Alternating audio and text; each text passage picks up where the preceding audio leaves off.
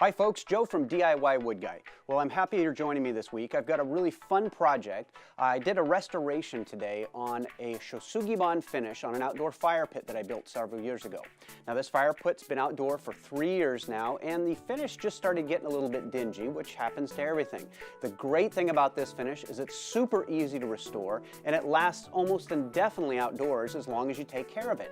So join me today, I'll show you the technique. If you want to do it yourself, you'll see it coming up.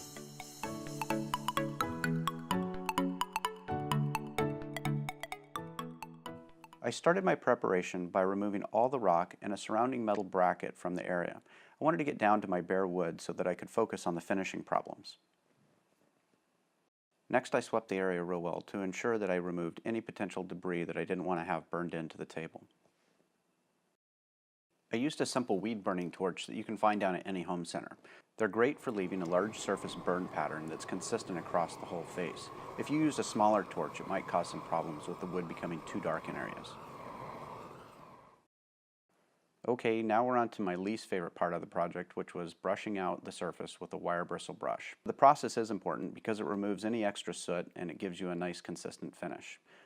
We're then going to follow up with a second burning, and that's going to remove any of the lightened surfaces caused by the brushing, and it gives a nice even tone. Now one more time brushing and we'll be ready for finish. We're next going to apply an oil to increase the wood's durability and resistance to moisture. I used Watco Teak Oil, which is specifically formulated to penetrate hard woods such as mahogany and teak. And because the burning process heat hardens the wood, an oil that's easily able to penetrate is going to be necessary. Now most any oil is acceptable and has probably been used in the course of history on this finish, and so you could use boiled linseed oil or tung oil. Application is pretty straightforward. Simply brush on a heavy coat, allow it to penetrate, and then come back and burnish with a soft cloth. Okay, on to my metal surround. I wasn't happy with the original finish, so I wanted to reapply the oil.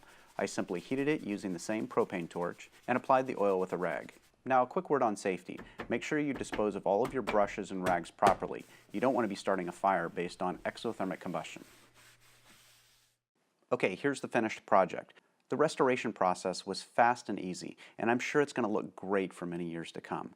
The natural gas fire pit is easily one of my favorite additions to my backyard, and I absolutely love the irony of a burned wood table combined with the warmth of the fire. I also love that I don't have to fret over fixing the finish should something get spilled on it. It's fast and easy to restore. All right, well there you have it. The project turned out absolutely great. I'm really happy with the finish. The charring technique worked wonderfully, and I was able to actually fix some problems with the pit that I never really liked. I was able to mount a little bit more rocks in, and I was able to get the right patina and finish onto the steel insert that I made. So if you have any questions about this, definitely post them in comments, and don't forget to like and subscribe to the channel. I'd love to show you more of these videos coming up next week.